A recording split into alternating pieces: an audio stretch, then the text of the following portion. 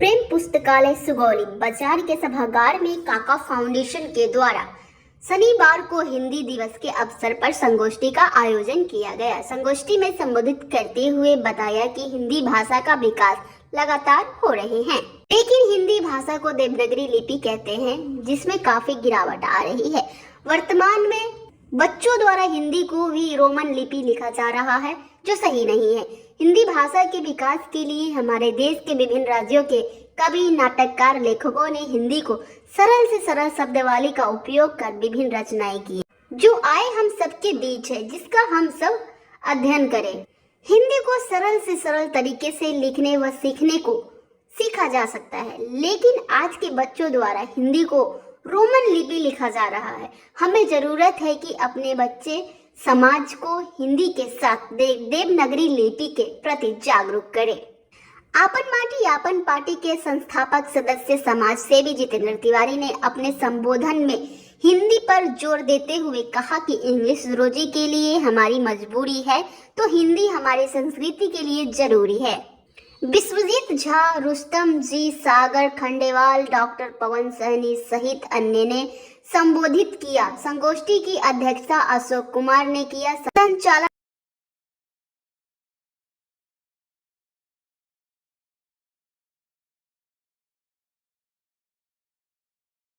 14 सितंबर हिंदी दिवस के अवसर पर यह कार्यक्रम रखना ये वाकई बहुत ही सराहनीय है।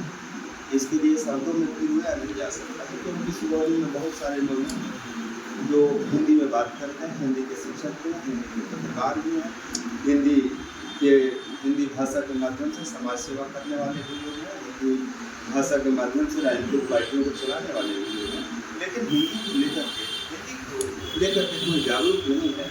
और काका फाउंडेशन ने यह कार्यक्रम आयोजित किया है। आदरणीय हम लोग के पूर्व श्रेष्ठ सुगौली के माटी के सर्वोत्तम विद्वान अश्विनी कुमार आशु जी को मैं श्रद्धा सुमन अर्पित करता हूँ इस मौके पे, और आप लोगों को धन्यवाद देता हूँ। बात हिंदी की है तो हिंदी एक ऐसा विषय है जिसको समाप्त नहीं किया जा सकता, न समाप्त हो सकता है। लेकिन सरकार की जो रवैया है इससे हिंदी कमजोर हुई है। हिंदी एक ऐसी भाषा है जिसमें आप एक बात को कहने के लिए विभिन्न शब्दों का उपयोग कर सकते हैं। जैसे हम लोगों को कोई चीज़ छूते हैं तो गर्म लगता है, कहते हैं गर्म, लेकिन उसको ढीकल भी करते हैं। हल्का गर्म है तो ढीकल है, लेकिन वही भात को अगर छूते हैं और वो गर्म लगता है तो वह ढीकल है। मैंने एक शब्द को विभिन्न रूपों में, एक चीज को विभिन्न रूपों में विभिन्न शब्दों का उल्लेख मिलता है। ये सब कुछ हिंदी के पास है। हिंदी के उच्चारण संकर और संकर, मतलब एक ही आवाज में उच्चारण में ऐसा शक्ति है कि वो प्रदर्शित करता है कि ये दोगला कह रहा है, यह भगवान शिव का नाम ले रहा है।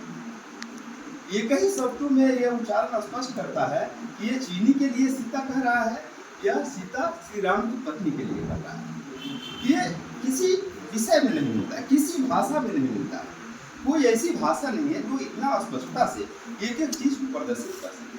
इसे सरकार जो है सिर्फ एक दिवस के रूप में मनाने का एक आयोजन जो कर रही है।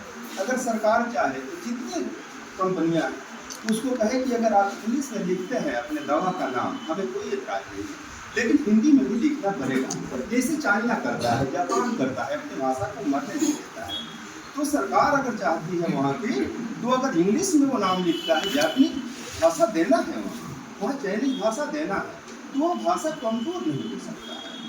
अब अगर सरकार की रवैया ऐसी है तो जनमानस को चाहिए कि ये मातृभाषा समाप्त नहीं हो। तो आपका बच्चा इंग्लिश में टैलेंटेड है, इंग्लिश एक ग्लोबलाइज्ड लैंग्वेज है, उसकी ज़रूरत है बच्चे को रोजी रोजगार के लिए, उससे आप अलग नहीं हटा सकते। ये आपकी हमारी सबकी मजबूरी है।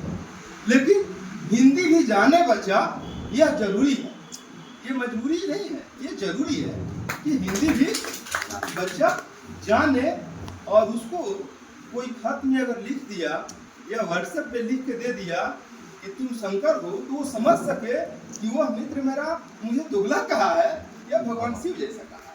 उसको समझने का इतना जरूरी चीज होना चाहिए और इस प्रकार का आयोजन वाकई हमेशा होना चाहिए।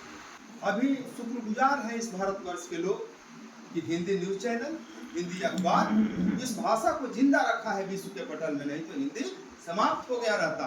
हिंदी वाले समझते हैं कि मुझे रोजी रोजगार नहीं मिला है, नहीं मिलेगा हिंदी पढ़ने से।